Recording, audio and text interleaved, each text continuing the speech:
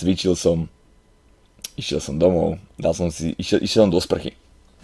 Ale proste normálne som vyzliekol a išiel som do sprchy. A hovorím si, nepočul som, že rest niekto kričal alebo čo?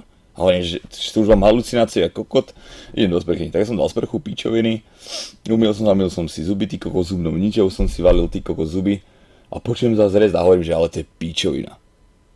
Že nie je tu čajov alebo niekto? Lebo som nemal pri sebe telefon, vieš? Tak som išiel do izby, ty kokos, zobral som si tričko, lebo pri sebe som nemal, som išiel z fitka, nie? V mokrých veciach, ty kokos.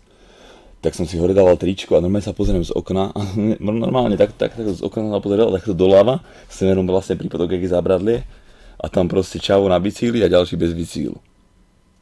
A že rest, a kričali furt, že rest, a že čo bliakaš?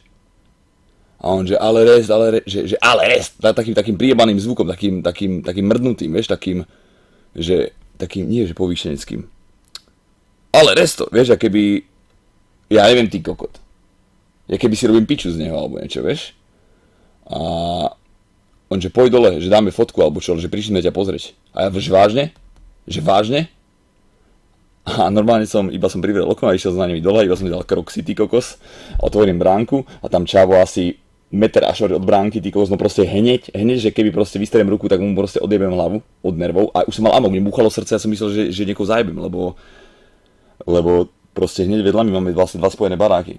A vedľa mám bratranec, malé dieťa a cez deň spí. A to ti hovorím, že to keby on počul, že tam vrieskajú, tak to, ja ti hovorím, ja som cholerík, ja som vybušený, ty kokot, mám nervy na barziakú pičovinu, hoci doma rozšuli, ty kokot, aj mi z toho zle.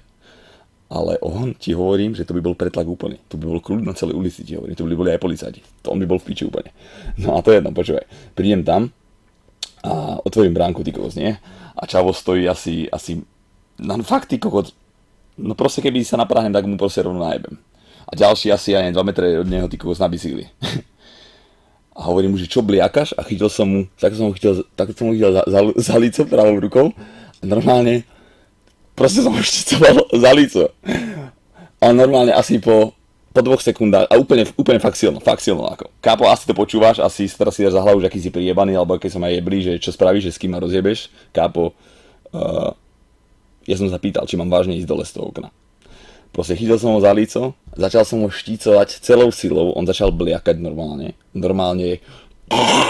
on aj vrieskal v píšťal, nevedel, čo mal robiť, ty kokot, no lebo to boli, však sa chyť za líco, proste a začne sa štícovať.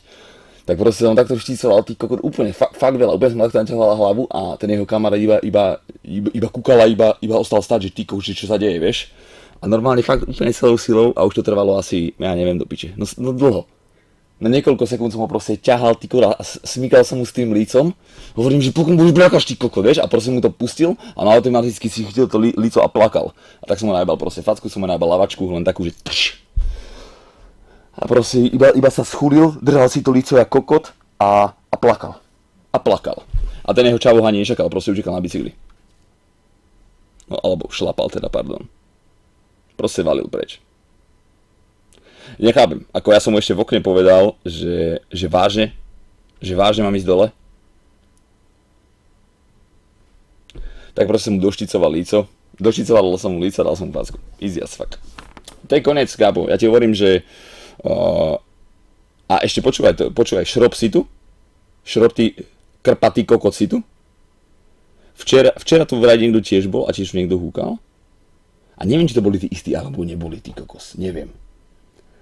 A to som nebol doma. To mi len segra hovorila. Hovorím, že škoda do piče, amok hneď by som mal ako kot. A proste dneska ti hovorím, že po sprche hovorím, že to je pičovina, že to by tu húkal, vieš, však som vo videu povedal jasne, čo sa stane, keď niekto príde. A normálne ty kokot, jak nás chval, sem proste niekto príde a myslí, že si robím piču. Chápeš? On si myslel, že si robím piču. A to ako nebol to šrob, ale viem, že šrob tu už párkrát bol a v pohode. To ako to mi nevadí. Ale jak si tu šrob a jak si húkal, tak si v piči starý. A je mi jedno, že si je mi úplne jedno, čo si kdo si. Alebo že som ťa už pozdravil 1000-krát, alebo že si tu vyhral devíz okuliare, alebo niečo, je mi to jedno. Prídeš, budeš húkať, dostaneš na piču. Jak aj títo kokotkovia dvaja. Jebe ti? Taká pičovina, vieš, taká pičovina. Ste jednotne vidíš, že on je rest poveret, však pover. No, kodík. A no nič proste. Kubra, prestaň. Je to proste pičovina, vieš. Ja som mu to rovno povedal. A musím to spraviť, ja to chápem, ty kokot, že napríklad človek ma chce vidieť tak, ale nie, že ma príde keď ma vonku stretne, čau rest, že kúkam ťa, že dáš fotku alebo niečo, hovorím pohode, čo si kokot v pohode. Keď mám čas, tak pokecáme v pohode. Ale nie keď som doma a bude tu niekto húkať, ty kokot. Ja som na to agresívny a kokot, chápeš, mne to normálne navracanie. A ti hovorím, že hoci kto príde, nech tam stojí kokot smrtka z kosu, tak ti hovorím, že ju došticujem za líco. Každému jednomu. Okolo 17, ja neviem proste. Nemám odhad, koľko by si povedal mne a pozri, koľko mám, vieš, to sa nedá povedať. Podľa mňa mal tak 17, 18 maximálne. 17, 18 podľa mňa mali. A preto hovorím, že príde ďalší a došticujem ho a na budúce ho aj oplujem. A je mi to jasné, že párkrát prídu, ale koľkať budú takí borci, že prídu a budú chcieť rýpať alebo robiť zle. Takže, vieš, teraz som spravil prvýkrát, možno ešte párkrát príde niekto, došticujem aj toho, doplujem ho a už potom sa to ukludní, kámo. Ja to chápem, teraz je to asi v móde alebo niečo, robiť na silu zo seba kokotka, ale... Bože.